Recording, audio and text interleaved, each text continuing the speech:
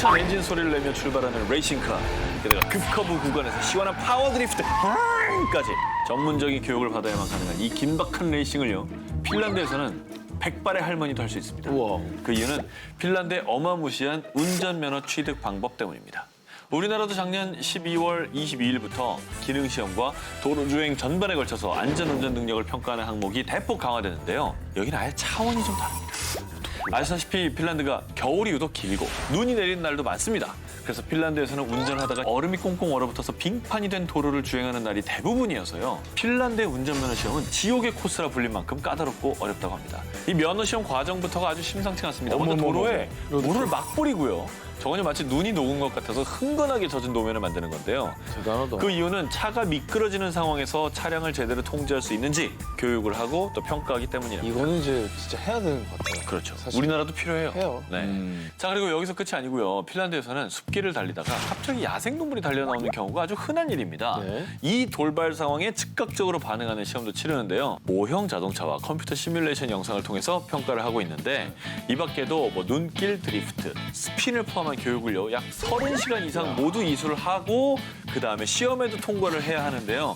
이렇게 하면 그럼 드디어 면허가 발급되는 것이냐? 그것도 아닙니다. 먼저 임시 면허를 발급해 주고요. 이후에 2년간 교통법규 위반이 2번 미만이어야 정식 운전면허가 발급된다고 합니다. 음주운전. 널 용서하지 않겠다. 아, 나 CG 상상했어. 분명히 노란 머리가 있겠죠. 야, 2015년 한 해에만 무려 583명의 목숨을 앗아간 중대 범죄, 바로 음주운전입니다. 그런데 아마 이 나라들의 음주운전 처벌 내용을 들으시면 마신 후에도 차만 봐도 어이쿠! 경기를 일으킬지도 모르겠습니다. 음주운전의 처벌 수위로 졸작을 하며 삭사받는 나라 미국에서도 워싱턴주에서는요. 음주운전으로 교통사고 사망자가 발생할 경우 무려 고의적인 계획살인이 적용되는 1급 살인죄를 적용.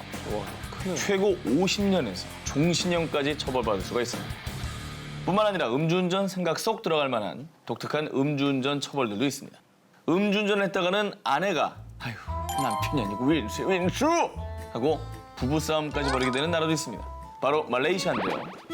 음주운전 적발된 사람이 기혼자일 경우 집에서 남편을 기다리고 있던 아무런 잘못이 없는 아내까지 함께 수감되는, 그리고 나서 다음 날 훈방 조치되는 제도가 있다고 합니다. 아니 부인은 왜요? 부인이 무슨 죄입니까? 진짜 처벌은 훈방 이후겠네요. 네.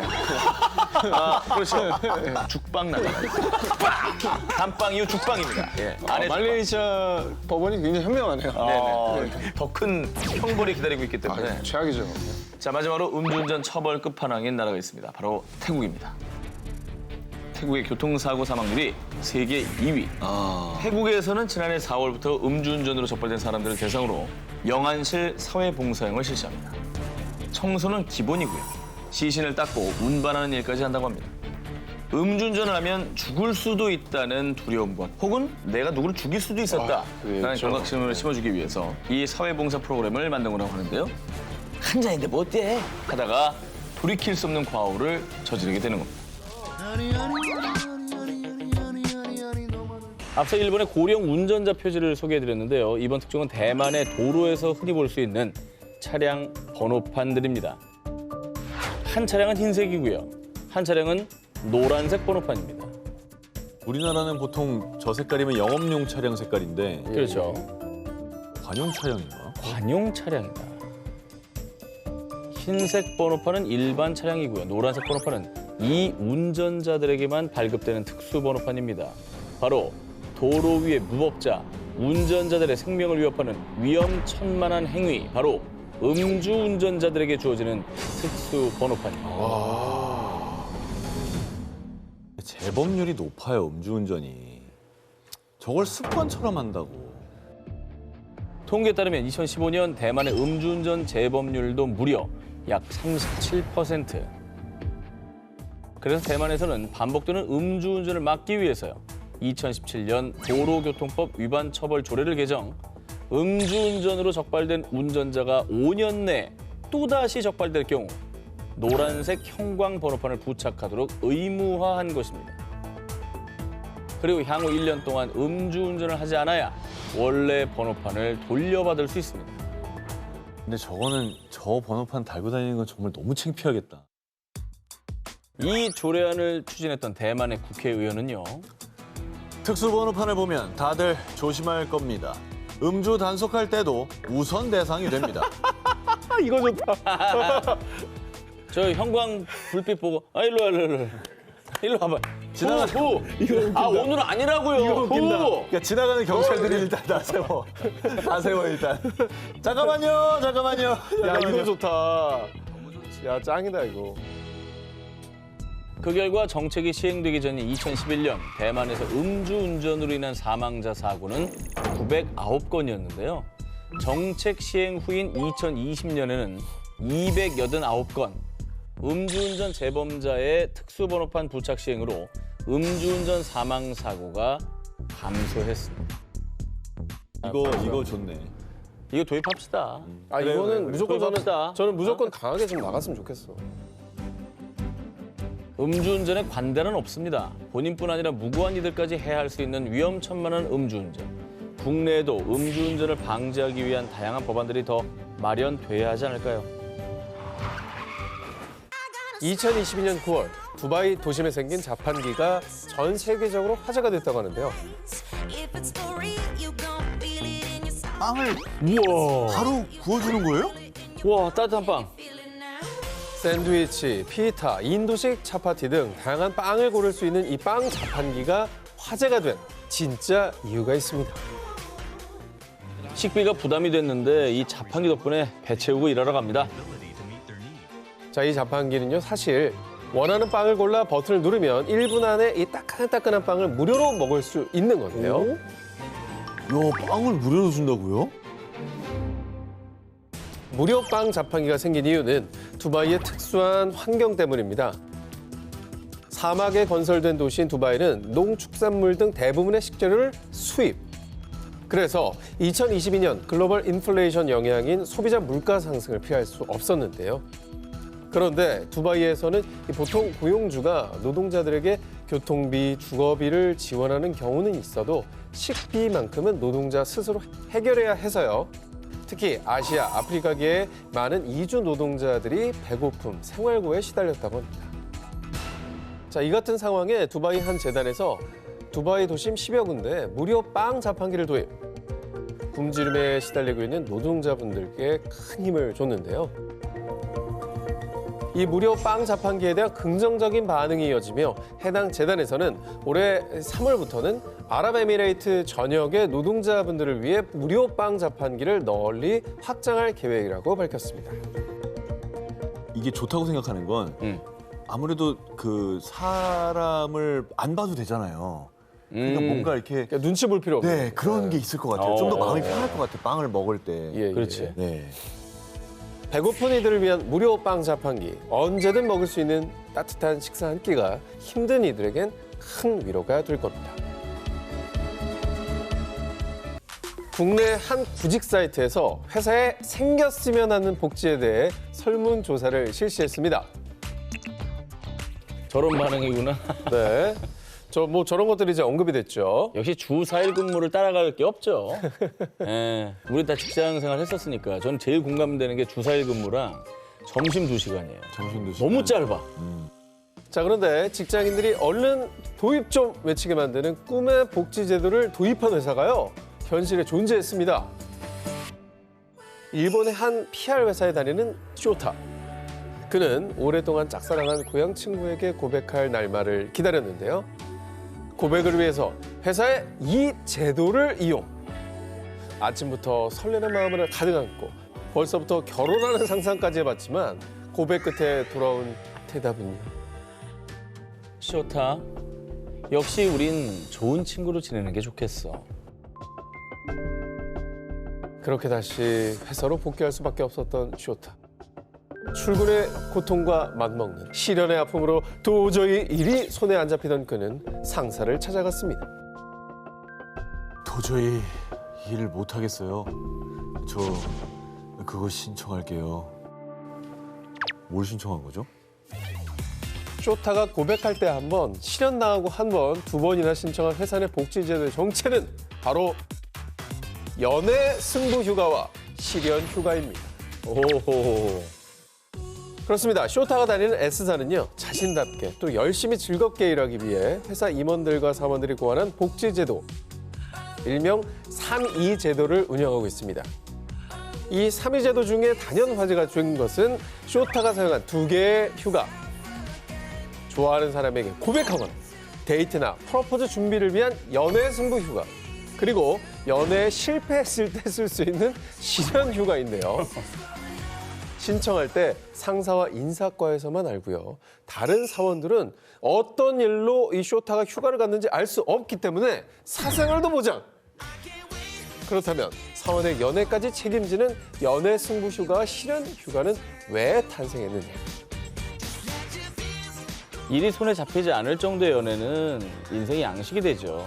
그리고 사생활에서 충실하면 일에서도 충실하게 된다고 믿어요. 실제로요, 연애 승부 휴가로 프로포즈에 성공해 결혼에 골인한 사원도 있었고요. 이 휴가로 사랑 고백에 성공해 원거리 연애 중인 사원까지. 저거 100% 제도 제안한 사람이 큰 시련의 아픔이 있었던 사람인 것 같아요. 그러니까 내가 이 아픔을 아니까 뭐 그냥 하루 이틀 있어도 일을 제대로 못 하겠는 거야. 그래, 이게 뭐 필요하다. 사랑을 쟁취한 자가 일도 잘한다. 전국의 사장님들 좀 보시고요. 도입 한번 검토해 주시길 부탁드리겠습니다. 자, 이 모습은 중국의 학교에서 흔히 볼 수 있는 풍경이라고 합니다. 저건 일부러 잘하고 하는 건가? 어떻게 저렇게 전원이 다 잘 수 있죠? 이 학생들은 중국 대부분의 학교에서 시행하고 있는 이 제도를 열심히 수행 중인 모습입니다. 바로 우지아오라고 불리는 낮잠 문화. 오.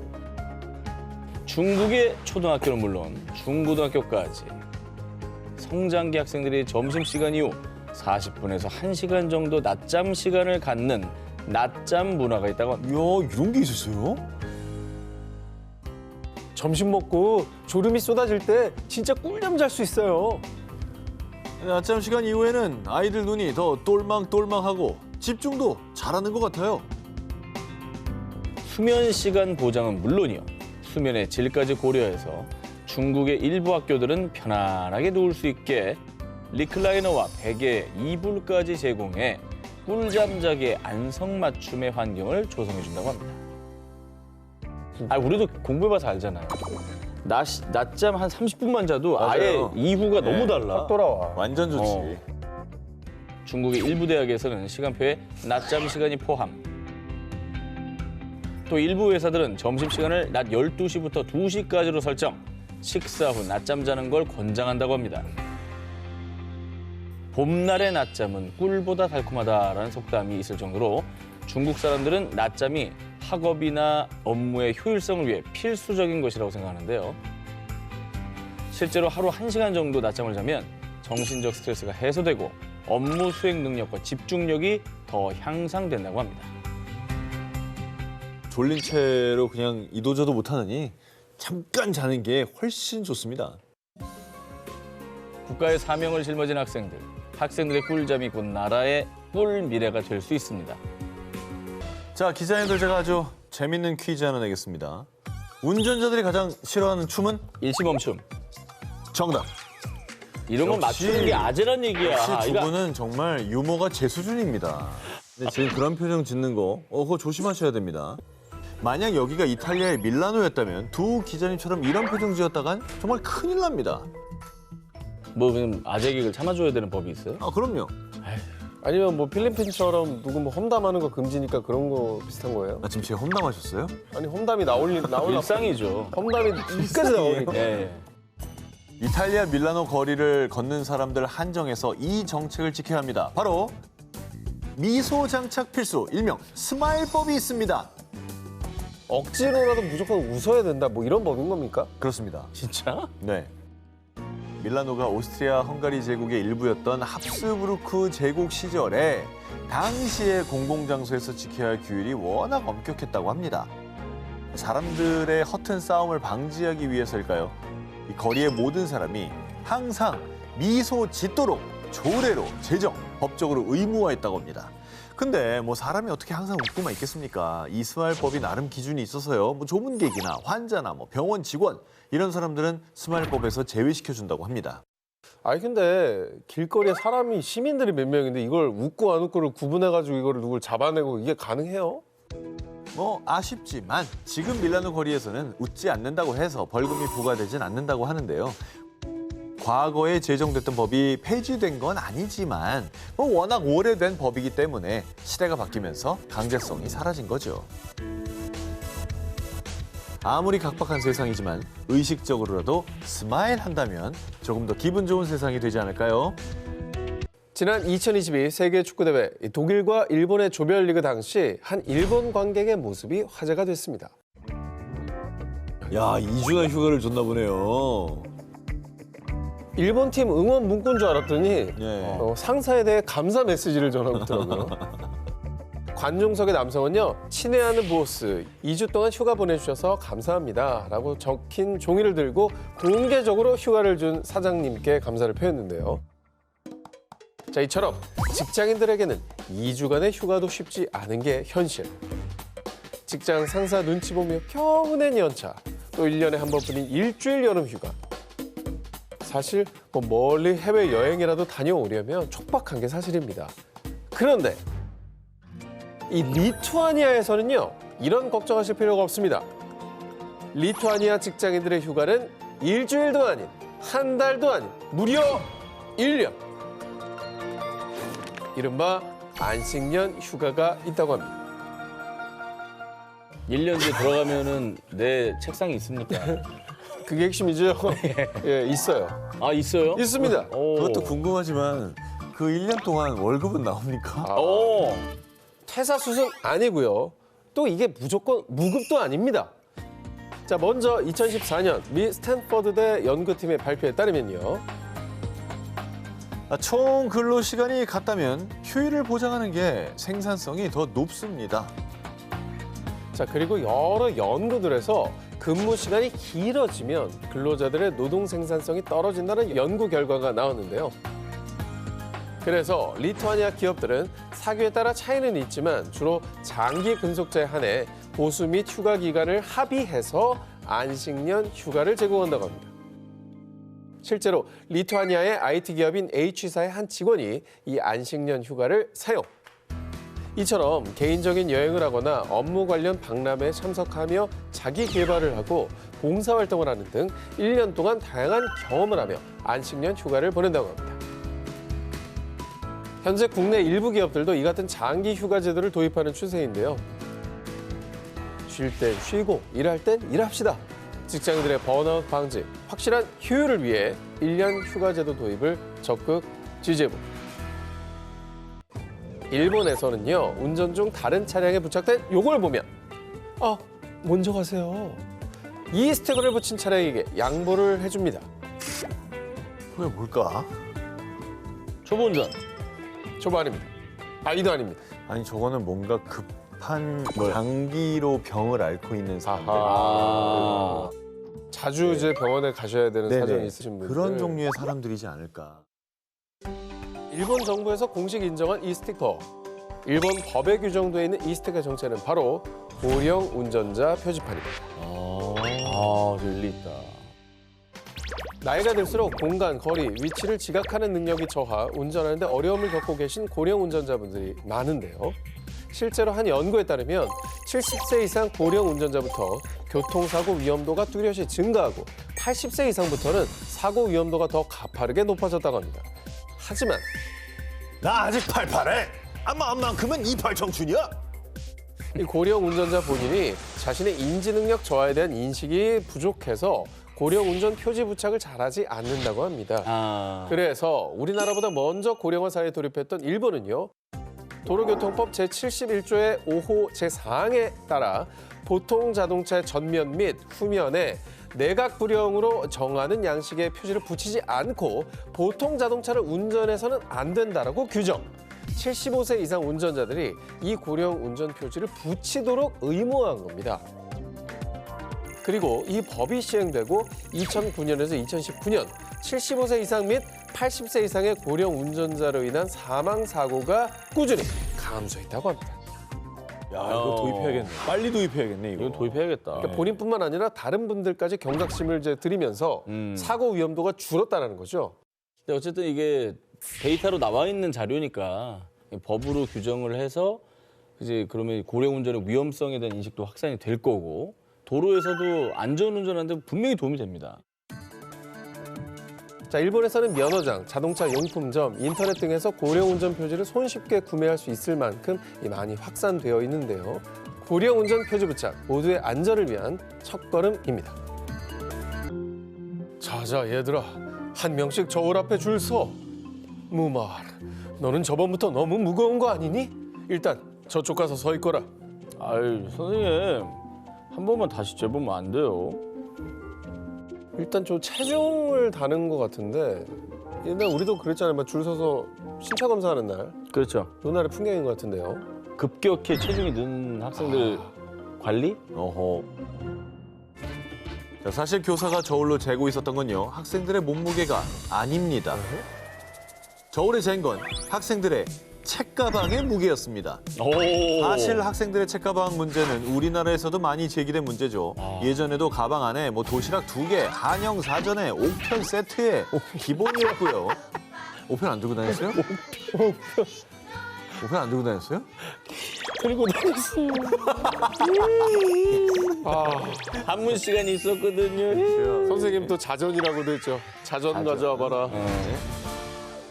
뭐 요즘 지나가는 학생들만 봐도 이른 아침부터 밤까지 워낙 많은 교재가 필요한 탓에 거북이 마냥 큰 가방을 메고 다니는 학생들 뭐 흔히 볼 수 있습니다.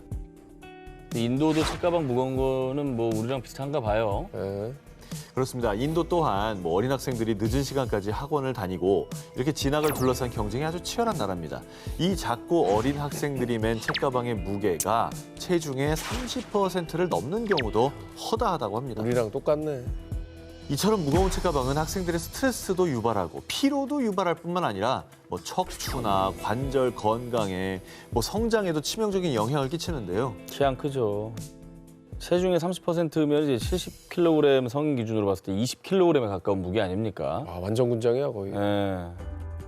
그런데 말입니다. 인도 일부 지역에서는 학생들의 무거운 책가방 더 이상 용납하지 않는다고 하는데요. 2015년 인도 서부 마하라슈트라주는 학생들의 책가방 무게가 체중의 10%를 넘지 않도록 제한. 예를 들어 학생 체중이 40kg인 학생은 책가방 무게가 4kg을 넘지 않도록 조치한 거죠. 그리고 이 조치가 실제로 시행될 수 있도록 학생들이 여러 권의 교과서를 학교에 가져가지 않아도 되도록 선생님들은 숙제와 시간표 조정을 부탁드리겠습니다. 그리고 학부모들에게도 자녀가 불필요한 물건을 가방에 넣지 않도록 지도해 줄 것을 당부했는데요. 학생들의 건강을 위해 여러 학교가 동참. 학교에 노트북이랑 사물함이 생겼어요. 이젠 정수기도 생겨가지고요. 매일 무거운 물을 안 챙겨와도 돼요. 만족하는 학생의 반응이야말로 환경이 나아지고 있다는 반증이었겠죠. 마하라슈트라주를 시작으로 인도 정부와 교육청은 지금까지도 학생들의 책가방 무게를 줄이기 위한 여러 정책을 고민하고 심의위원회를 수시로 열고 있다는데요. 무거운 가방 메고 통학 금지, 이처럼 나라의 미래가 될 아이들의 건강을 위하는 정책이 필요하지 않을까요? 튀르키예 최대 도시인 이스탄불에서는 우리 동네에 아픈 아이들이 있어요. 이동 진료 버스 좀 보내주세요. 시민들이 연락하면 이곳저곳을 직접 찾아가 치료해주는 이동 진료소가 있습니다. 병원이 없는 그런 뭐 작은 마을인 건가요? 시골 마을?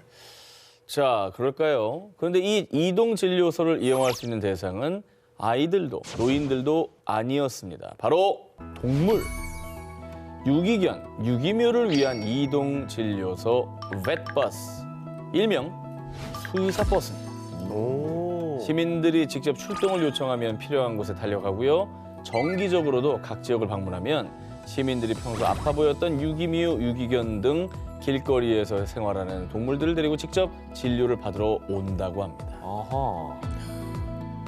하긴 뭐 유기묘나 유기견들이 자기들이 아프다고 알아서 병원을 갈 리는 없고 네, 이렇게 누군가가 챙겨서 가줘야지 되는 거죠. 요즘 뭐 세계적으로 동물 복지에 대한 관심이 점점 높아지고 있는데 이거는 진짜 앞서 나가는 좋은 정책인 것 같습니다. 그렇습니다. 이스탄불에는 약 13만 마리의 유기견과 16만 5천 마리의 유기묘가 있다고 합니다. 2004년 각 지방단체들이 동물을 보호하도록 하는 동물보호법이 통과되면서 이스탄불은 동물들의 안락은 물론 공중 보건을 위해 이동진료소 정책을 시행. 그런데 처음부터 이런 정책을 펼쳤던 건 아니었습니다. 1990년대만 해도 튀르키예는 길거리 동물 박멸 정책을 시행. 거리 곳곳에 독을 뿌린 음식을 놓곤 했었는데요. 하지만 시행착오 끝에 공생하는 방법을 선택했던 것이죠.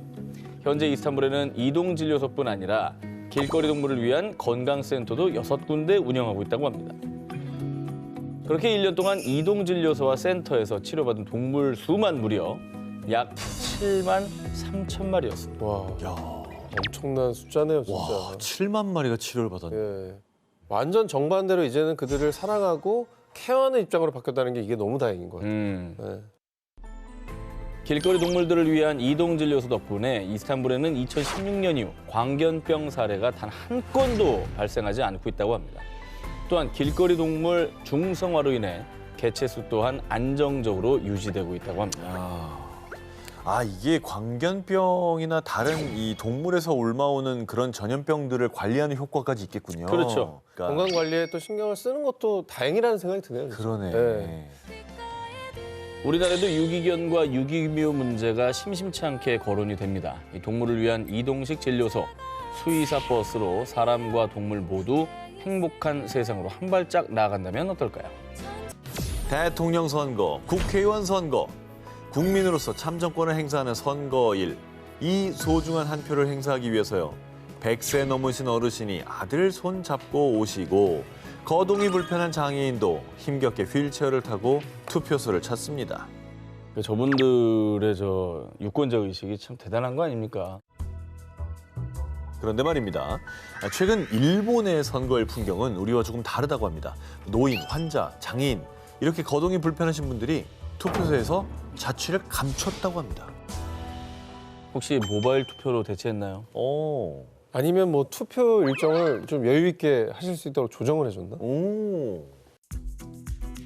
일본의 일부 지역에서는 선거일이 되면 거동이 불편하신 분들을 위해서 투표소가 직접 그분들 곁에 찾아갑니다. 아, 일본 시마네현 하마다시에서는요.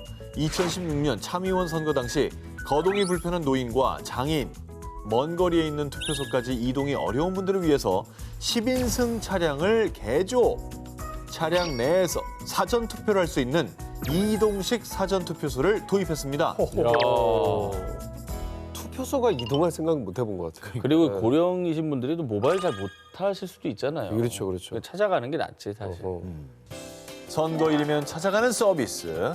일본의 이동식 사전 투표소는요. 거동이 불편한 노인과 장애인들이 탑승하기 쉽도록 입구에 경사로를 설치한 배려가 눈에 띄죠. 그리고 투표 과정은 뭐 별반 다르지 않습니다. 유권자들은 차량 외부에서 투표용지를 받은 뒤 한 명씩 차량 좌석에 앉아서 편안하게 투표를 한 후 투표함에 쏙 집어넣으면 됩니다. 이 이동식 사전투표소는 주로 교통이 열악하거나 접근하기 어려운 지역을 대상으로 사흘간 11개 지역을 돌며 각 지역에 약 1시간에서 1시간 반 정도 머물렀고요. 결과적으로 거동이 불편했던 무려 153명의 유권자가 차도 없고 거동도 힘들어서 올해는 투표가 힘들겠거니 했는데 이렇게 투표소가 직접 찾아와 줄 줄이야. 참 고마워요. 아리가또 고자이마스. 친절하시네. 이 이동식 사전투표소 덕분에 소중한 한 표를 행사할 수 있었다고 합니다. 이를 계기로 일본에서는 전국적으로 이 이동식 사전투표소가 확산, 이후 2021년 일본 중의원 선거에서는 59곳의 지자체에서 도입, 무려 약 12,910명이 이용하며 호평이 이어졌다고 합니다. 이제 반대로 얘기하면 저런 시스템이 없었을 때는 많은 그 소중한 표들이 오지 않았던 거잖아요. 그죠? 그냥 뭐 포기하고 안 가셨을 수도 있는 거고. 그러니까 어르신들이 또 그런 걸 느끼신다고 해요. 내가 투표를 함으로써 내가 이 나라의 주인이구나, 이 나라의 국민이구나 자긍심도 느끼신다고 하니까 주인이시죠. 정말 또 좋은 제도인 것 같습니다. 이번 특종, 덴마크 코펜하겐에서 볼 수 있는 쓰레기통 사진을 하나 보여드리겠습니다. 페트병이랑 캔이 꽂혀 있어요, 지금. 안 버리고. 저거는 쓰레기가 아닙니다. 환경미화원 분들을 위해 놓은 음료수. 아니, 자, 이게 먹던 거잖아. 아니, 먹던 캔이랑 먹던 거를 아니 그 길바닥에다. 아름답잖아요. 뭘 아름다워. 자기가 갖고 다니면서 먹으면 되지. 아니 그 시민들이 환경미화분들 고생하시니까 음료수 하나씩 꽂아놓은 거 아닙니까? 그러니까 분리수거용으로 네. 캔이랑 저 페트병은 저 안에 안 넣고 옆에 네. 꽂아놓은 것 같아요. 아니. 그럼 이게 약간 일차원적인 나생. 오 기자가 조금 더 가깝긴 했는데 어쨌건 정답은 아닙니다. 자, 측면에 선반이 달린 쓰레기통. 사실 이 쓰레기통에는 사람들의 따뜻한 배려가 숨어 있습니다. 2015년 덴마크 코펜하겐에서 시작된 일명 존엄한 쓰레기통 프로젝트입니다. 이름 자체가 존엄하다고 하니까 뭔가 약간 대단해 보이고. 자, 이 쓰레기통 소개에 앞서서 덴마크의 빈병 보증금 반환 제도, 일명 판트에 대해서 먼저 설명해 드리겠습니다. 판트는 유리병, 페트병, 캔 이런 데 담긴 음료를 판매할 때 보증금을 부과하고 지정된 방법으로 반환할 때 돌려주는 제도입니다.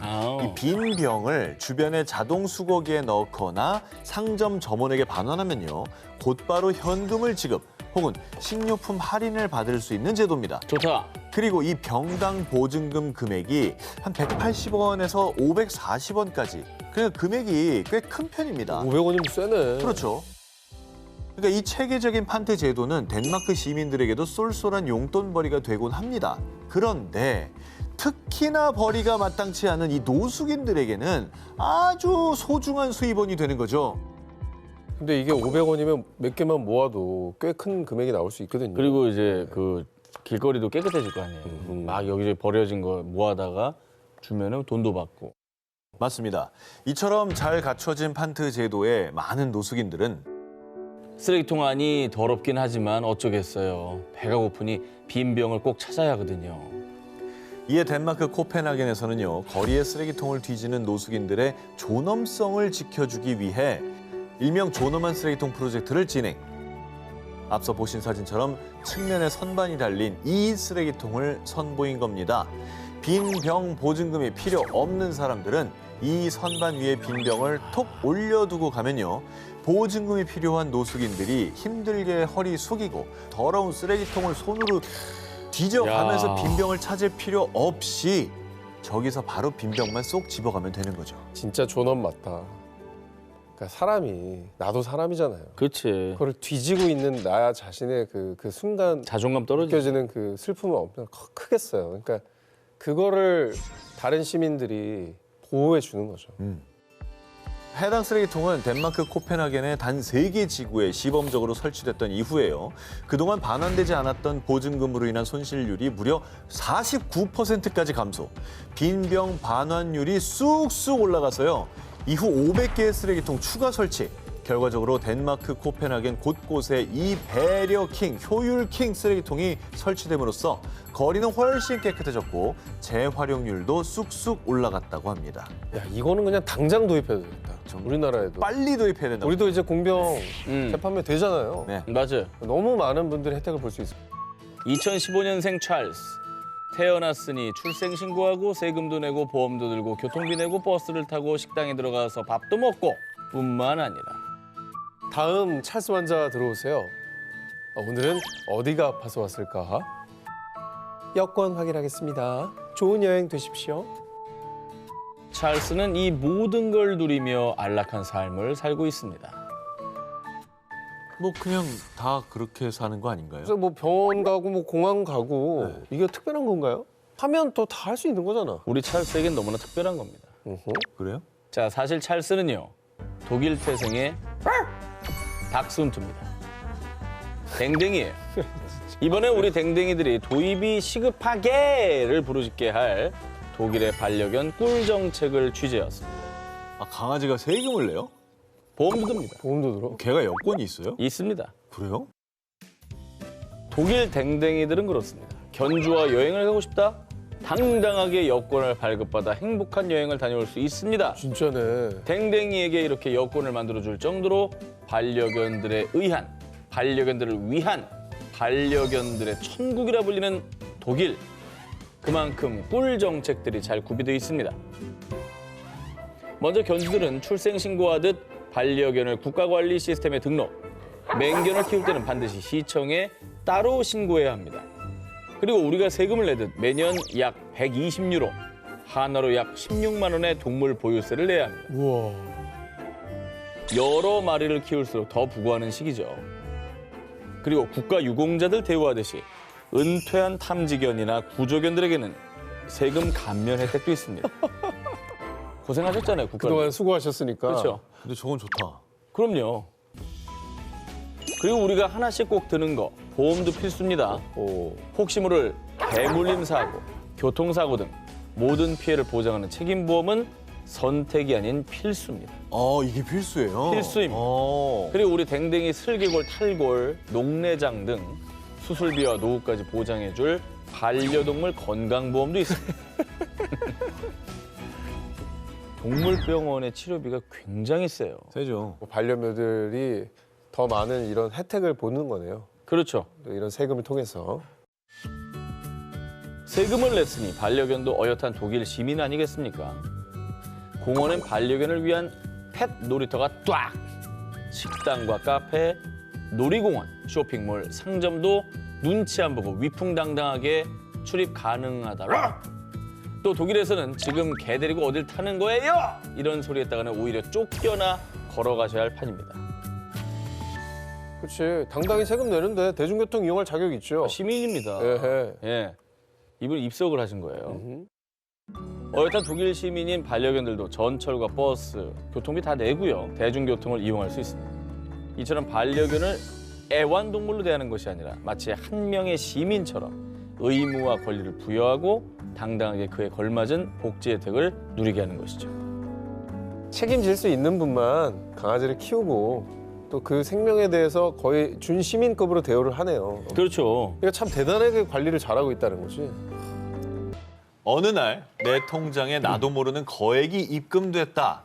자, 그럼 두 기자님 어떻게 하시겠습니까? 처음에 딱 액수를 보고는 기분이 좋겠지만 이제 공포감이 바로 오는 거지. 경찰서 아니면 은행 갈 은행 가야지. 은행. 확실히 아는 거기 때문에 안 쓸 것이다. 그치, 어디서 왔는지 내가 잘못 썼다가 남의 돈 잘못 입금된 건데 써버리면 내가 물어내야 되죠. 누군가 내 계좌로 잘못 이체한 돈이라 해도 함부로 사용했다가는 철컹철컹 그럼. 형법상 횡령죄에 해당, 법적 책임을 지게 됩니다. 자, 그런데 말입니다. 만약에 가상자산, 예를 들어 누군가 내 전자지갑으로 암호화폐 비코인을 잘못 이체한 경우는 어떨까요? 가상지갑은 추적도 안 되잖아, 사실. 맞아. 어떻게 할 거야? 그 추적이 안 되는 돈이 들어오면 쓰겠다라는 강한 의지가 있으신 거군요. 아니, 내 말은. 이분은 강한 의지가 있고요. 저는 아니, 그게 애매모호하다 아니라 했어요. 내가 내가 둥둥 떨려 있어서 보완해야 됩니다. 자, 어쨌든 뭐야. 제가 이 얘기를 드린 네. 이유가 있습니다. 2018년 6월 A씨는 자신의 전자지갑에 출처를 알 수 없는 비코인 199.999개가 이체된 것을 발견. 얼마야? 당시 시세로 무려 14억 8천만 원 상당의 거액이었는데요. 뭐야? 사실 이 비코인은 한 그리스인이 차고 송금한 것이었습니다. 그런데 A씨는 이 비코인을 반환하지 않고 개인 용도로 대부분 사용. 이에 검찰은 A씨에게 특정경제범죄 가중처벌 등에 관한 법률상 횡령 혐의를 적용해 기소했고요. 횡령 혐의가 인정되지 않을 경우를 대비해 배임죄도 추가해 기소했습니다. 이게 보호할 수 있는 자산일까? 이거 아닐까? 이 여부가 되게 중요할 것 같아요. 그렇죠. 그래요? 자, 들어보시죠. 우선 1심 법원과 2심 고등법원은 가상자산인 비코인이 물리적 실체가 없고 디지털 전자정보에 불과하다며 횡령죄의 객체인 재물이 아니라고 판단. 어머. 횡령 혐의에 대해서는 무죄 판결을 내렸는데요. 절도로 들어갔네. 하지만 비코인이 가상자산이지만 재산인 만큼 이 A씨가 비코인을 보관할 의무가 있다고 판단, 배임죄는 유죄로 인정해 징역 1년 6개월을 선고했습니다. 어머머. 자, 그러자 A씨의 변호인은요. 피고인은 비코인을 잘못 송금한 사람과 아무런 관계가 없습니다. 따라서 피고인이 비코인을 보관하고 있을 의무는 없습니다. 라고 주장하며 상고했는데요. 자, 가상자산 차고 송금 사건 배임죄에 대한 대법원의 판결은 징역 1년 6개월을 선고한 원심을 깨고 무죄 취지로 사건을 파기환송했습니다. 이 배임죄 성립 요건인 타인의 사물을 처리하는 자는 신임 관계에 기초할 수 있어야 한다. 이 사건처럼 알 수 없는 경위로 비코인을 이체받은 경우엔 신임 관계를 인정할 수 없기 때문에 A씨가 잘못 이체된 비코인을 보관할 의무가 없다고 판단, 또 현행법상 가상자산을 이체받은 사람이 이를 무단으로 사용할 때 처벌하는 법 규정이 없기 때문에 A씨를 배임죄로 처벌하는 것은 죄형 법정주의에 반한다며 파기환송한 겁니다. 단 유의할 점은요, A씨가 형사처벌만 면한 겁니다. 상대방이 민사소송을 제기한다면 잘못 이체받은 가상자산을 되돌려줘야 한다고 합니다. 요즘 정말 심각한 사회 문제로 대두되고 있는 층간소음 갈등. 이 층간소음으로 인한 스트레스로 고민하는 분들 많으실 텐데요. 누리꾼들 사이에서도 항의하러 찾아가기만 해도 불법이라던데요. 한두 번은 괜찮은 걸로 알고 있어요. 이 층간소음에 대해서 어디까지 항의를 할 수 있는 건지 추측이 분분하죠. 이게 어떻게 생각하면 그냥 뭐 사람이 살면서 소음이 안 날 수는 없으니까라고 생각할 수도 있는데 이거가 또 좀 예민한 사람들 있잖아요. 예민해서 힘들어하는 사람들은 정말 삶이 피폐해지더라고요. 그러니까요. 이게 감정 싸움이 또 커져가지고 실제로 좀 비극적인 일들도 일어나잖아요. 뭐 목숨을 잃기도 하고 그러죠. 네. 자, 근데 궁금한 것이 이제 어디까지 항의가 가능한 겁니까? 아하. 자, 그래서 이 층간소음에 대한 실제 판례를 취재해왔습니다. 2020년 5월 서울 관악구의 한 빌라에 거주하는 A씨는 위층에 거주하는 B씨와 평소 층간소음으로 갈등을 빚었는데요. 그러던 어느 날 아씨, 또 쿵쾅거리네. 이번엔 정말 못 참겠어. 띵동띵동, 저기요, 당장 좀 나와봐요. 아랫집 분이시구나. 앞으로 안 그럴게요. 죄송해요. 당시 B씨는 현관문을 살짝 열고 A씨에게 사과했는데요. 그런데 이때 화가 난 A씨가 갑자기 B씨의 집 문을 열고 현관까지 들어가 항의. 이에 당황한 B씨는 A씨를 주거 침입죄로 고소했습니다. 이거는 저 올라간 남성의 마음을 이해는 하지만 이건 실수하신 것 같아요. 아, 그래요? 같은 생각입니까? 근데 좀 상황을 더 자세히 볼 필요는 있을 것 같아요. 과연 어떤 상황에서 이런 일들이 벌어졌고 뭐 얘기하다 보면 사람이 이렇게 될 수도 있잖아요. 자, 형법상 주거 침입 범죄에서 주거란 단순히 집 내부만을 의미하지 않습니다. 정말? 공동주택의 현관안이나 공용 계단, 복도 등도 해당될 수 있는데요. 복도도? 그렇습니다. 자, 이에 따라 1심에서는 피고인은 피해자 혼자 있는 집에 찾아가 강제로 출입문을 열고 주거에 침입했다. 피해자 주거의 평온을 해쳤다는 이유로 A씨에게 벌금 100만 원을 선고했습니다. 그건 그거고 이건 이거고. 그러니까 자, 이에 A씨가 항소했지만 2심에서도 A씨가 유죄라고 판단. 다만 평소 층간소음이 반복된 점, 피해자와 원만히 합의된 점을 고려해 벌금형 선고를 유예했습니다. 야, 그러면 상대방이 진짜 내 집 앞까지 왔는데 위협을 느꼈다. 이것도 뭐 어떻게 보면 원칙적으로 불법을 저지른 거네요. 문을 두들겼다든가 이게 그렇죠. 다 협박에 해당이 될 거예요 아마. 근데 이제 요거는 그게 문제가 된 거지만 층간소음, 사실 이게 원인은 층간소음이었잖아요. 또 미쳐버리죠. 그러니까 요거에 대해서는 그러면 어떻게 항의해야 돼? 2013년 법원이 제시한 층간소음 항의 기준에 따르면 반복적이지 않은 단순한 전화 연락, 문자 항의, 현장 두드리기까지는 가능. 그리고 일회성 방문은 크게 문제가 되지 한 않습니다. 번은. 지나치게 반복적으로 현관문을 두드리거나 초인종을 누르는 행동은 상대방 집으로 들어가려고 하는 의도성을 짐작할 수 있기 때문에 주거 침입죄에 해당될 수 있다고 합니다. 이번엔 정말 우리 주변에서 특히 전 기자에게는 흔히 일어날 수 있는 일입니다.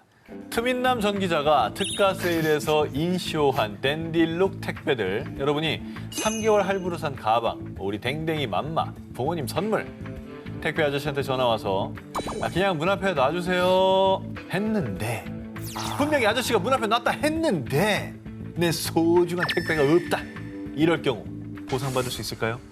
택배 표준 약관에 따르면 택배 기사는 원칙적으로 받는 사람에게 직접 전달해야 합니다. 그런데 만약 받을 사람이 아무도 없다면 택배 기사가 방문한 날짜, 전화번호 등을 적은 방문표를 남긴 뒤 물건을 택배 사업소에 보관해야 합니다. 그런데 만약 내가 문 앞에 두세요 라고 했잖아요. 이럴 경우에는 택배 표준 약관에 따라 택배 기사는 계약 이행을 완료한 것이고요. 어떻게 해? 안타깝지만 분실 책임은 본인에게 있습니다. 반대로 택배 기사 쪽에서 연락이 없었던 경우도 있습니다. 그리고 평소에 문 앞에 놔달라고 했다고 아무 연락 없이 그냥 문 앞에 둘 수도 있고요. 그냥 문 앞에 뒀는데 택배 물품을 분실했을 경우에 이때는 택배 회사 쪽에 배상 책임이 있습니다. 근데 이제 아파트에 사는 사람들은 경비실에 맡겨달라고 하지 않습니까? 아, 그런 그죠? 경우도 있죠. 그런데 경비실에 맡겨달라 했는데 경비실에서 분실이 됐어요. 그런 경우 그거 어떻게 해야 됩니까? 이 경우는요. 네. 내가 경비실에 보관해달라고 했다. 이러면 분실했을 경우에 본인 책임입니다. 그리고 혹시라도 경비 아저씨 내 택배 어디 있어요? 이러시면 안 됩니다. 2017년부터 개정된 공동주택관리법에 따라 경비원들도 택배 업무와 무관합니다. 그리고 여러분 꼭 기억하시기 바랍니다. 택배 아저씨가 만약에 연락 없이 택배를 문 앞에 뒀는데 분실했을 경우 혹은 물건이 훼손됐을 경우 즉시 택배 회사에 알려야 하고요. 적어도 2주 내에 연락하셔야 배상받을 수 있습니다. 자, 이번에는요. 부모가 자녀들을 너무 사랑해서 혹은 자녀들의 효심이 너무 지극해서 자칫 범법자가 될 수 있는 사례를 준비해봤습니다. 자, 지난해 국내 한 온라인 커뮤니티에서 논란을 불러온 글입니다. 갑자기 통장에 7천만 원이 입금이 됐더라고요. 아버지가 잘못 보내신 줄 알았는데 전화 드렸더니 생일 선물이라고 하셨어요. 시험 기간이라 우울했는데 기분이 너무 좋더라고요. 아빠가 생일 선물로 7천 주심이란 제목으로 글을 게시한 작성자는요. 이 7천만 원이 입금된 이 통장 입출금 내역도 이렇게 공개를 했습니다. 이 글을 본 한 누리꾼은요. 7천만 원 받으면 증여세 내야 되는 거 아닌가요? 증여세 안 내면 신고할 겁니다. 이런 댓글을 달았습니다. 정 기자님도 부모님께 뭐 해드렸다 이런 얘기 많이 하잖아요. 네네. 한번 볼까요? 왜냐면 통 크게 해드린 게 없습니다. 저런 것들이 무서워서 아무것도 해드린 게 없어요. 얼마 이상부터 내야 되는지 정확한 기준 모르거든요. 자, 일단요. 아무리 가족이라고 하더라도 일정 금액 이상의 거액이 오갈 경우에는 증여세를 내야 합니다. 우선 이 부모 또 조부모와 같은 직계 존비속으로부터 성인이 재산을 증여받는 경우 10년간 합산 5천만 원. 자, 미성년자는 10년간 합산 2천만 원까지 증여세가 면제됩니다. 자, 그래서 앞서 소개해드린 이 7천만 원을 증여받은 그 작성자가 대학생, 성인이라면 5천만 원을 제외한 2천만 원에 대한 증여세를 내야 되는 겁니다. 참고로 이 증여 신고는 증여가 이루어진 달 말일부터 3개월 이내에 해야 되기 때문에 글 작성자도 댓글을 통해 증여세를 납부할 예정이라고 밝혔습니다. 근데 단순히 증여가 아니라 부모님께서 빌려주신 거다. 나중에 갚을 거다라고도 할 수 있는 거 아닙니까? 가족끼리 돈을 빌릴 때에도 세법에서는 적정 이자율 연 4.6%를 적용. 이보다 적게 받은 이자는 증여로 보아서 이 증여세를 내야 됩니다. 자, 그리고 반대로 자녀가 부모님께 돈을 드려도 기준이 똑같습니다. 오늘 이제 알게 되셨으니까 참고하셔서 추후 문제가 생기는 일이 없기를 바랍니다. 프리한 법률 상담소, 이번에 제가 준비한 특종은 우리가 일상생활에서 흔히 접하는 사례들입니다. 풍문으로 들은 적은 있지만 이게 정말 법적으로 효력이 있을까 없을까? 이 알쏭달쏭한 궁금증으로만 모아봤습니다. 먼저 첫 번째 궁금증, 빠밤. 대학생 A씨는 친구들과 술을 마신 뒤 택시를 타고 귀가하다가 그만 실수로 택시 안에 구토를 했는데 그런데 17만 원? 아저씨 택시비가 왜 이렇게 많이 나왔어요? 택시 토했잖아요. 토하면 15만 원 배상해야 되는 거 몰라요? 택시비 2만 원 나왔죠? 배상액 15만 원 있죠? 17만 원 주세요. 자신이 실수를 한 것은 맞지만 그 금액이 지나친 것 같다는 A씨.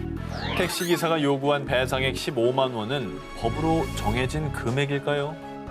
시, 도, 자치별로 조금씩 차이는 있습니다. 하지만 서울시의 택시 운송사업 운송약관에 따르면 차내 구토 등 오물 투기로 차량을 오염시킨 경우 15만 원 이내에 영업 손실 비용을 배상해야 한다라고 명시가 돼 있습니다. 하지만 이 택시 운송사업법 운송약관은 엄밀히 말하면 형사법적 강제력은 없습니다. 한마디로 이 약관이 형사처벌의 근거가 되지는 못한다는 뜻이고요. 하지만 택시 기사와 손님 간의 다툼이 발생해서 민사소송까지 간다면 이 약관이 판단의 기준으로는 적용될 수 있습니다. 두 번째 궁금증. 전 기자처럼 쇼퍼홀릭들이 특히 궁금해할 만한 내용입니다. 인터넷 쇼핑몰에서 환불 불가라고 고지된 상품을 주문한 전 씨. 하지만 막상 제품을 받아보니 만족스럽지 못할 경우, 이런 경우 환불 받을 수 있습니다. 전자상거래법 17조에 따라 물건을 수령한 날로부터 7일 이내면 환불 가능. 7일. 하지만 업체가 환불을 거절한다? 그때는 공정거래위원회에 신고할 수 있고요. 한국소비자원에서는 소비자와 판매자 사이의 분쟁을 조정해주는 제도를 운영하고 있습니다. 풍문으로만 들었던 법, 오늘 제대로 아셨으니 이제는 소비자의 당당한 권리 놓치지 않을 거예요. 2020년 공인중개사 A씨가 중개한 아파트에 하자가 생기며 매도인과 매수인 사이 소송이 벌어졌습니다. 당시 아파트 중개를 하면서 매물 계약에 관한 대화를 녹음했던 A씨는 녹취록을 증거로 제공했습니다. 그런데 말입니다.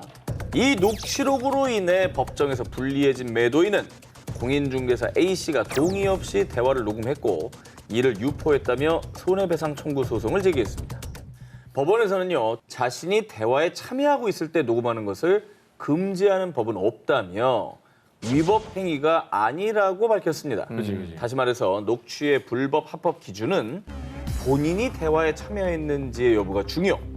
만약 본인이 참여하지 않은 타인의 대화를 녹취했을 시 이는 불법 녹취에 해당합니다. 그렇다면 이런 사례는 어떨까요? 초등생의 학부모인 C씨는 담임교사의 아동학대 증거를 잡기 위해서 아이의 가방에 몰래 녹음기를 넣어 보냈다가 아동학대 정황을 발견해 신고했습니다. 자, 과연 이것도 불법 녹취일까요? 이게 불법일 거예요. 불법이다. 네.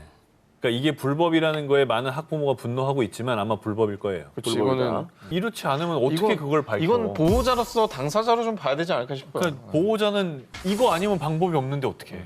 앞서 설명드린 기준에 따르면 분명 불법 녹취인데요. 하지만 상황에 따라 불법 녹취가 아닐 수도 있습니다. 어허. 합법으로 인정받기 위해서는 자녀에게 녹음 사실을 인지시키면 어허. 합법으로 인정받을 가능성도 있습니다. 아 그렇구나. 그게 당사자가 돼버리네. 그렇죠. 그렇군요.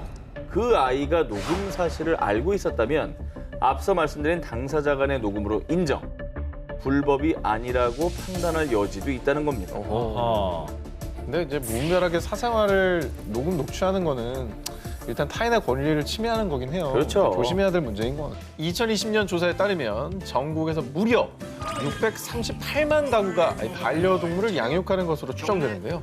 너무나 귀엽고 사랑스러운 우리 아이들.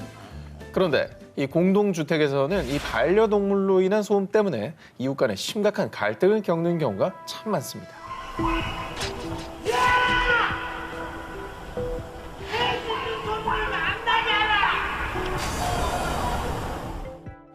요즘 네. 정말 반려동물 키우는 집이 진짜 많고요.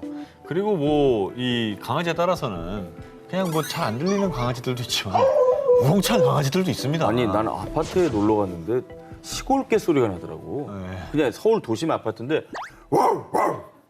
이래. 그런 경우도 있어요. 대형견 키우는 집들 많아졌어요. 그러니까 자, 그런데 말입니다. 2015년 미국 워싱턴주 시애틀에 거주하는 우드로 톰스는요. 이웃집 반려견이 짖는 소음 때문에 소송을 제기. 아이고. 개 짖는 소리 때문에 잠도 못 자고 정신적으로 극심한 고통을 겪고 있다고요. 이 톰스는 이웃집 반려견이 짖는 소리가 제트기 이륙 시 발생하는 소음과 비슷한 무려 128데시벨에 달한다고 주장했는데요. 이 미 법원은 견주인 이 데니스 노튼에게 50만 달러, 한화 약 5억 원을 배상하라고 판결했습니다. 아이고야. 5억 원은 또 근데 크다. 너무 크다. 근데 미국이잖아요, 이거는. 이 우리나라가 자동차 배기 소음 기준 있잖아요. 네. 그게 100인가 그래요. 어. 그러니까 128이면 진짜 큰 거긴 해요. 크지, 밤마다. 자, 과연 우리나라 기준은 어떨지 예, 알아보겠습니다. 네, 우리나라 환경부령 제559호에 따르면 반려견 소음 같은 이 공기 전달 소음은 주간 45데시벨, 야간 40데시벨을 넘기면 손해배상 책임을 물을 수 있습니다. 실제로 우리나라에서도 이 반려견 소음으로 인한 배상 판례가 있습니다. 2005년 표모 씨가 이웃집 개 짖는 소리 때문에 수면장애, 식욕저하를 호소. 자, 그런데도 견주 이모 씨가 별다른 조치를 취하지 않는다며 소송을 제기했는데요. 이에 서울고법 민사 22부의 판결. 원고가 옆집 개들이 짖는 소리에 잠을 못 자는 등 사회 통념을 벗어날 정도로 권익을 침해당한 사실이 인정된다. 그렇습니다. 피고 이 씨가 원고 표 씨에게 병원 치료비와 위자료 등으로 총 147만 원을 지급하라고 판결했습니다. 좀 액수가 미국보다는 작죠. 훨씬 작네요. 참고로 이 표 씨가 이웃집 반려견으로 인한 수면 장애 등 피해 사실을 구체적으로 증명했기 때문에 원고 일부 승소 판결을 받을 수 있었다고 합니다. 그러니까 방음 장치를 별도로 하거나 좀 바닥에 매트라도 깔아주면 그나마 뭐 다 100% 막지 못하겠지만은 배려가 될 수 있을 텐데. 어쨌든 본인의 즐거움을 위해서 타인의 권리를 희생할 수는 없는 거잖아요. 음. 반려가구 638만 시대. 사랑하는 반려동물을 아껴주는 것도 좋지만요. 우리 이웃을 배려하고 또 더불어 사는 노력이 필요하지 않을까요? 생각만 해도 끔찍하지만 전 세계 어디서나 벌어지고 있는 아동 납치 사건. 그런데 어떻게 우리 애를 납치할 수 있어? 가만 안 둬! 그게 무슨 소리야? 내가 내 애를 데려가겠다는데 납치라니 말이 돼? 과연 타인이 아닌 부모도 납치죄로 처벌받을 수 있을까요? 무조건 받을 수 있습니다. 2014년 프랑스인 아내 A씨와 이혼 소송 중이던 한국인 B씨. 당시 자녀는 엄마 A씨와 함께 프랑스에서 지내고 있었습니다. 프랑스 법원에서는 자녀의 거주지를 A씨의 거주지로 지정, B씨와는 면접 교섭을 할 수 있다는 임시 조치를 내렸습니다. 그리고 B씨는 이 조치에 따라 자녀와 한 달간 한국에서 시간을 보냈는데요. 그런데 면접 교섭 기간이 지났는데도 B씨는 자녀를 아내에게 돌려보내지 않았고요. 연락마저 끊어버렸습니다. 어머. 이에 한국 법원은 B씨에게 양육자인 아내에게 자녀를 인도할 것을 명령했지만 B씨는 끝까지 거부. 결국 2016년 남편 B씨는 미성년자 약취 혐의로 기소했습니다. 야, 될 것 같아요. 이게 주 양육자가 정해지기 때문에 될 것 같습니다. 1심과 2심에 이어 2021년 대법원 모두 같은 판결을 내렸습니다. 우선 친부인 B씨는 면접 교섭권부터 법원의 각종 명령을 지속적으로 위반한 점, 무엇보다 자녀가 엄마와 연락도 못해서 언어조차 잊어버릴 정도로 양육권자인 엄마와 유대관계가 상실된 점, 그리고 자녀의 복리, 즉 행복과 이익이 침해당했다며 B씨의 미성년자 약취죄를 인정, 징역 1년에 집행유예 2년을 선고했습니다. 정 아이를 데려가고 싶다면 두 분이서 합의하시거나 가정법원 가셔가지고요. 친권자 혹은 양육권자 변경 청구를 하시고 법적으로 정당하게 데려오시기 바랍니다.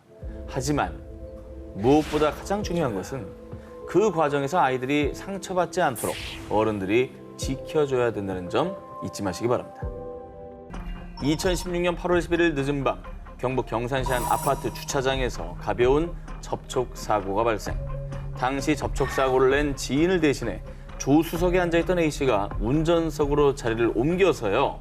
직접 자동차를 운전해 30m가량 이동했는데요. 이후에 신고를 받고 출동한 경찰은요. 혹시 술 드셨습니까? 음주 측정 협조 부탁드립니다. 하지만 A씨는 음주 측정을 거부. 결국 A씨는 이 일로 면허가 취소됐습니다. 자, 그러자 면허 취소 처분이 부당하다며 소송을 제기한 A씨. 제가 음주 측정을 거부했지만 운전 면허 취소 사유는 해당하지 않는다고요. 아닐 텐데 음주 측정 거부는 음주운전과 동급으로 취급될걸요? 자, 음주운전 시 면허 취소, 정지 처분에 대한 규정은요. 도로교통법에 규정되어 있습니다. 그 기준에 따라 도로가 아닌 곳에서의 음주운전, 음주 측정 거부에 대해서 운전면허 취소, 정지 처분은 부과할 수 없다라고 하는데요. 장소가 중요했구나. 그렇습니다. 우선 도로교통법상의 도로란 불특정 다수의 사람이나 차량이 통행할 수 있도록 공개된 장소를 가리킵니다. A씨는 아파트 주차장은 입주민만 드나들 수 있는 공간이기 때문에 도로교통법상의 도로가 아니라고 주장. 따라서 도로가 아닌 곳에서 음주 측정을 거부했기 때문에 면허 취소가 부당하다는 겁니다.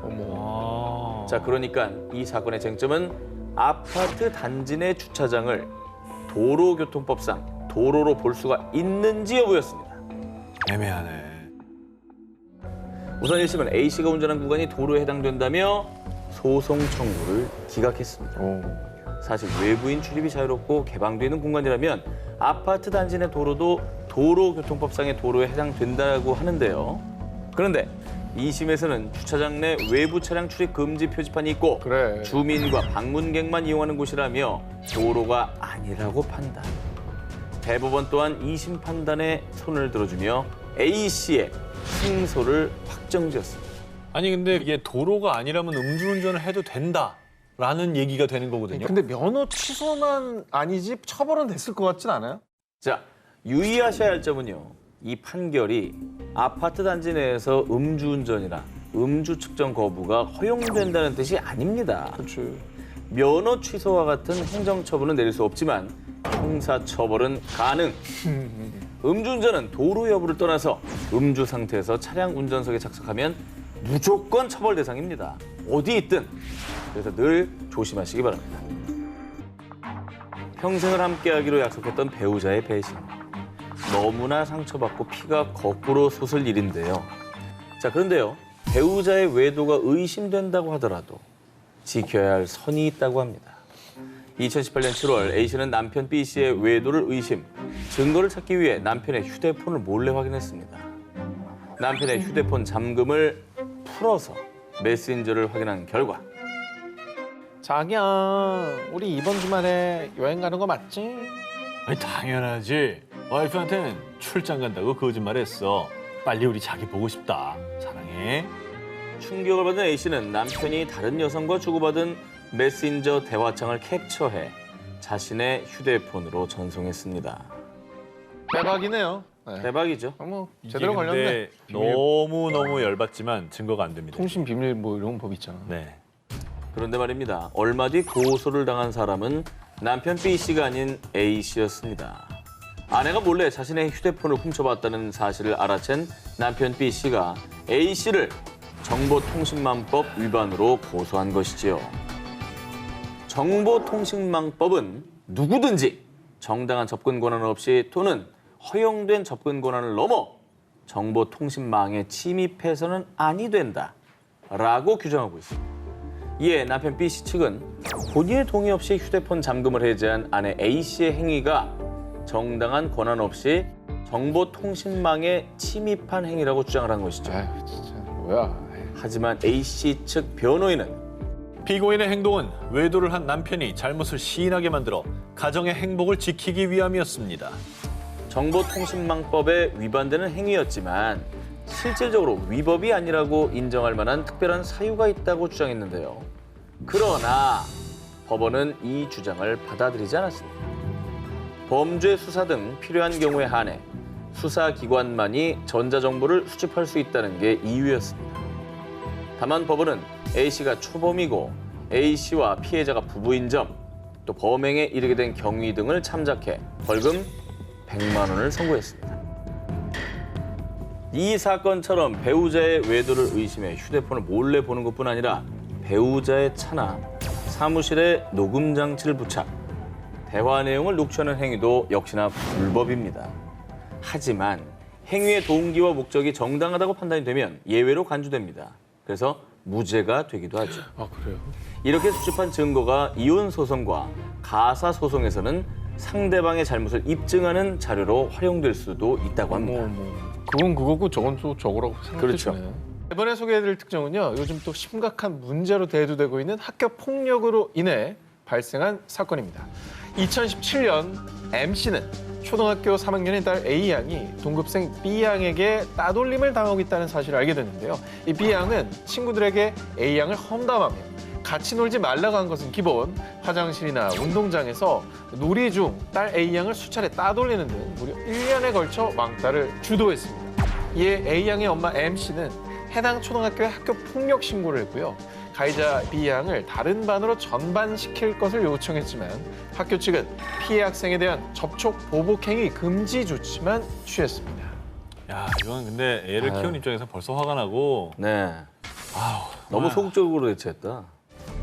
이에 엄마 M씨는 학교 측의 동의를 받아 딸의 학교 참관 수업에 참여 가해자 B양을 마주해서요. 너 내가 누군지 알지? 앞으로 내 딸 건드리지도 말고 아는 척 하지 마. B양에게 이렇게 직설적으로 경고. 쉬는 시간에는 옆자리에 앉아 B양을 주시했고요. 어머머. 그리고 등하굣길에서 B양을 마주치면 방학 때 우리 딸이랑 가까이 하지 마라 라며 B양을 나무랐습니다. 또 약 20명의 학부모들이 볼 수 있는 SNS 단체 채팅방에 들어간 상태에서 자신의 프로필 상태 메시지를 학교 폭력범은 접촉 금지 이런 글과 함께 주먹 모양의 이모티콘을 설정해 놓았습니다. 근데 이거는 이 엄마의 마음은 이해가 되지만 이거는 엄마가 또 왕따를 한 거예요. 엄마가 걔를 왕따시켜. 엄마가 이번엔 걔를 가해를 한 거예요. 이게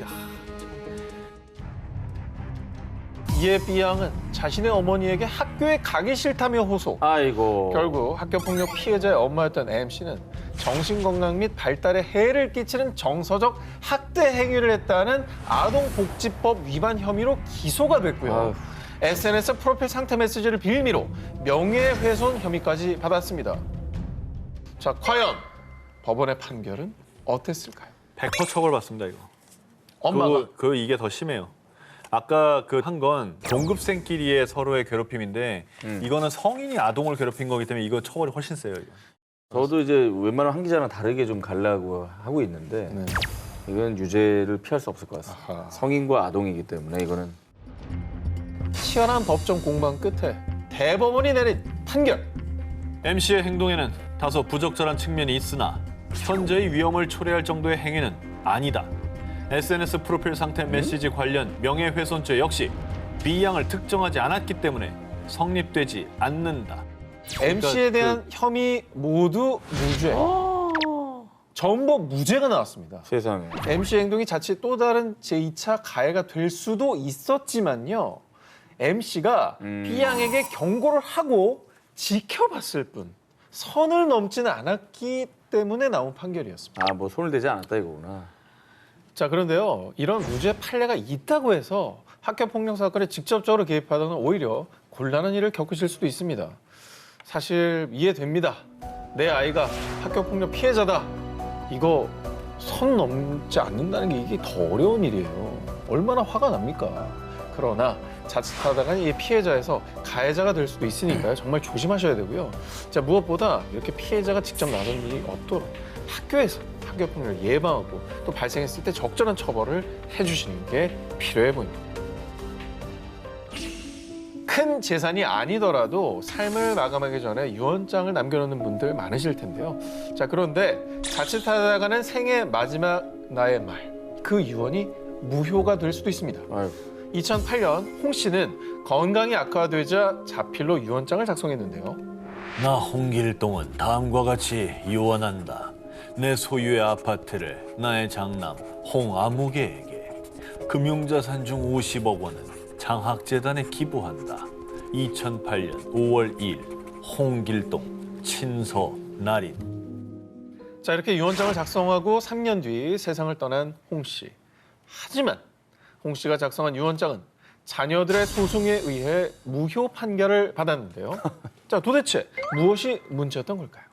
제가 볼 때는 법무사나 변호사의 공증이 안 돼 있고 또 하나는 내 소유의 아파트가 특정이 안 돼요. 저게 주소가 있어야 돼, 주소가.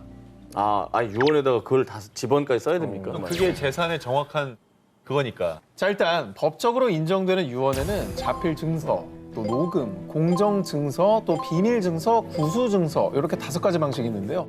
자필 증서도 형식을 온전히 갖췄다면은 법적 효력을 갖습니다. 아, 공증 안 받아도 됩니까? 그렇습니다. 오. 그렇다면 이게 대체 뭐가 문제였느냐? 대한법률구조공단에서 제시하는 자필 증서에 의한 유언 증서 예시를 보여드립니다. 이게 양식이 있구나. 네, 양식이 있어요. 요 형식을 따라야지만 유언장이 법적 효력을 갖게 되는 겁니다. 자필로 써도. 그렇습니다. 자필 증서에는 필수 기재사항 5가지가 있어요. 바로 유언 내용과 또 유언을 작성한 연월일, 또 유언자의 성명 날인과 함께 중요한 것, 유언자의 주소를 기재해야 됩니다. 그런데 이 유언자의 주소가 빠져 있었던 겁니다. 그래서 저 유언장이 법적 효력을 갖추지 못하고 무효 판결을 받게 된 건데요. 유언장이 효력을 갖추기 위해서는 필수 기재사항을 반드시 작성을 해야 되고요. 유언 내용도 예를 들어서 뭐 서울시 뭐 상암 뭐 몇 번지 뭐 몇 호 이렇게 아파트를 나의 장남 홍아무개에 준다라고 좀 더 구체적으로 좀 정확하게 적는 게 확실하다고 합니다. 자필 증서 유언은요, 앞서 말씀드린 형식에 맞춰서 기재사항을 모두 작성했을 때 공증을 받지 않아도 유효한 겁니다. 그러니까 만약에 주소 뺐는데 공증을 받았다. 이러면 또 얘기가 달라질 수 있는 거죠. 네네. 자, 하지만 제3자의 인증을 받고 싶거나 좀 더 확실히 하고 싶다라는 분은 증인 2명이 참석한 가운데 공증인을 통해서 공증을 받으시면은 공정증서에 의한 유언으로 효력을 발생할 수 있다고 합니다. 자, 이처럼 유언 방식에 따라 작성 방법과 효력이 다르니까요. 꼼꼼하게 알아보셔서 이번 사례처럼 또 본인의 뜻을 거스르는 일이 발생하지 않기를 바랍니다.